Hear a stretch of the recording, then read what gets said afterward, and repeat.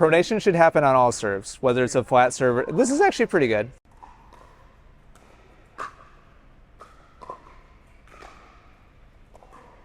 So we might have kind of what you were doing on your forehand happening with your serve. Tightening up my arm? Yeah, because I think if your arm was totally loose and passive, personally, I feel like this is enough of an edge position and enough of a drop that unwinding from here to here, the hand and the arm should want to continue turning out in that position because you've already turned it from here to here, but you just don't. And it looks to me like you're kind of holding on to it the way you were holding on to the follow through on your forehand, where Roger, we saw him smoothly, loosely release the hand. And this looks kind of like your forehand to me, where you're looking good up to contact, but then just rigid through the rest of it. So could we improve this and get it more stretched? Probably. But I think this is enough that it should release at least a little, but it's just not. And I'm guessing it's because you're getting tight through the point of contact. There's speed on the serve too, I imagine. Just like the forehand, the more we just let it move, the more it's going to want to make. Pronation shouldn't be a forced, yeah. It should happen as a byproduct of a stretch and then a release of the shoulder. Want to try a couple just trying to release it? So even, it looks to me, Barry, like those first couple that you just did, what I see is, and it looks like you're like making it happen. And I want you to just let it happen. Don't make it happen, let it happen. Two more like that, nice and slow. That looks nice. And now instead of stopping the arm here, let it keep going wherever it wants to go. Don't stop it.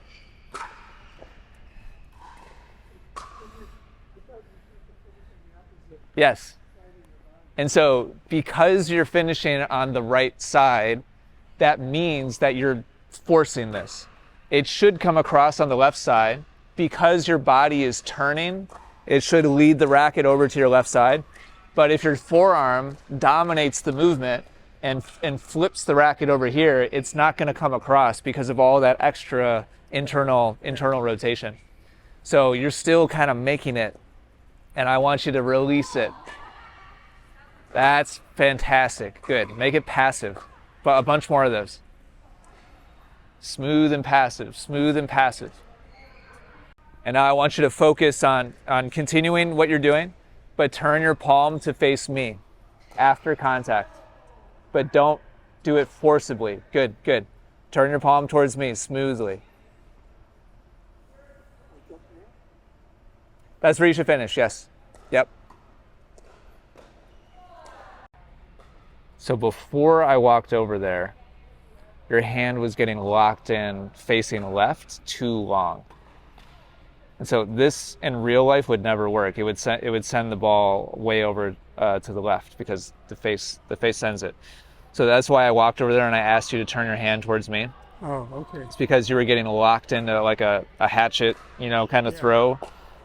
So when I walked over to the right and I asked you to turn your hand, it started to release sooner and be more kind of appropriate, kind of the real life. It's a really nice drop position, edge position, but you're like holding on. You're holding on to it. You're not turning it out.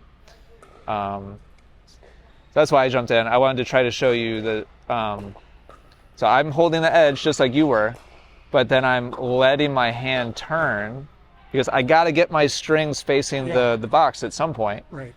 And then it's that turning from here to here that continues unwinding, and that's why I hit that position. Okay. It's not because I'm like flipping it out or twisting it. This is really hard because it happens so fast, and you've watched a lot of videos, so you know you're supposed to do it. So you have a certain amount of repetitions of like trying to do it, and we're trying to split the difference between forcing it and not doing it at all and being locked in. And so I don't want you to make it mechanical, but I also want you to let it release and not get locked in and too rigid. And the tightrope walk between those two is really tricky. Video helps a lot. Do you understand the difference? So let's try it again. I don't want you to lock it in, but I also don't want you to force it out. Let's see if we can get it to release smoothly without forcing it. Does that make sense? Sure. Let's try to find the balance between those two. Slow it down, please. Slow it down. On this next one, I'm gonna guide you through it. So we're gonna walk through this real slow.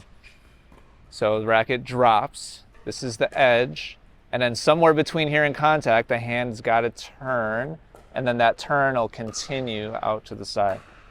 I'm gonna guide you through it one more time. So back, stretch, edge, turn, and continue. Yeah.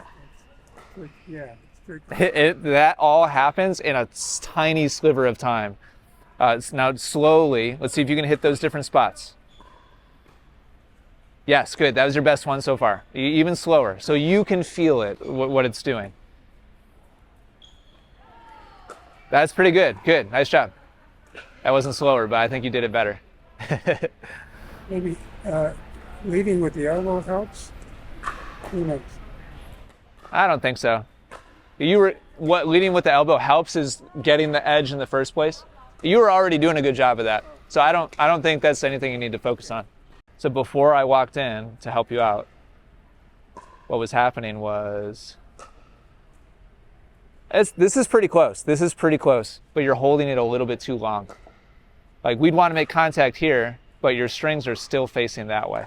Okay. But at least you are releasing it.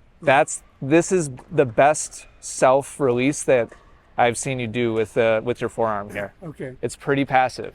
So me walking you through it, I was just trying to get you to feel the different positions of edge, release to contact. So that's where we want the racket facing at contact. It's a good position.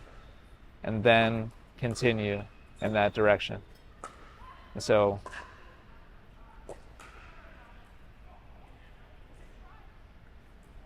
edge. Yes. There we go. It's getting there. It's getting there. You're unwinding it. Good. Yeah, so there's the edge. There's the turn. And then it's just a matter of continuing. Okay. So we're on the right track. Yeah, those are useful. We don't want it to lock in, but we don't want to manually force this either. Cool. Finding the compromise between those two is the sweet spot. Good.